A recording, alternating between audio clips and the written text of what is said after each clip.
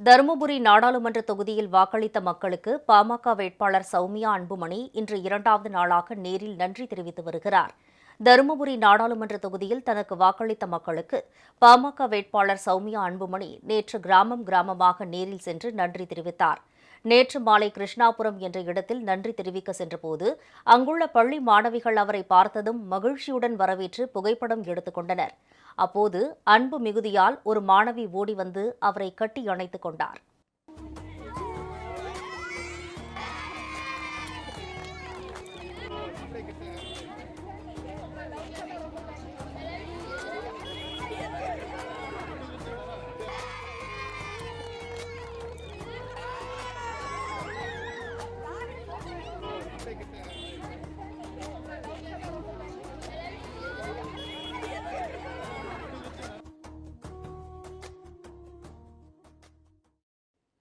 இதனைத் தொடர்ந்து மாணவிகளின் அன்புக்கு நன்றி தெரிவித்த சௌமியா அன்புமணி அடுத்தடுத்த கிராமங்களுக்கும் சென்று நன்றி தெரிவித்தார்.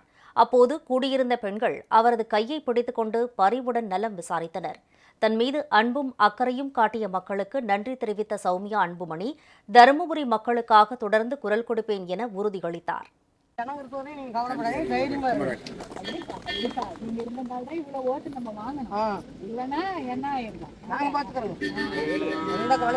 வரும்போது இப்போ ஒரு 6-7 வருஷத்துக்கு முன்னாடி நாங்க ஆறுதல் இந்த விஷயம் நாங்க மக்கள் வந்து விட்டுட்டாங்க.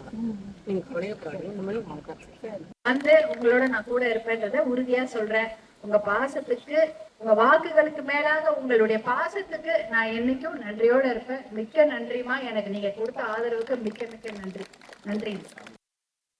இதனைத் தொடர்ந்து இன்று இரண்டாவது நாளாக மாவடிப்பட்டி, சொர்ணம்பட்டி, ஈச்சம்பட்டி, மல்லமாபுரம், பள்ளம்பட்டி, கெலவல்லி, கருவேலம்பட்டி உள்ளிட்ட கிராமங்களுக்கு சென்று மக்களை நேரில் சந்தித்து நன்றி கூறினார்.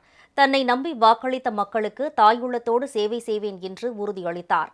வாக்குறுதி அளித்தபடி தருமபுரி மாவட்டத்தின் குடிநீர், விவசாயம், வேலைவாய்ப்பு உள்ளிட்ட பிரச்சினைகளுக்காக தொடர்ந்து போராடுவேன் என்றும் அவர் கூறினார்.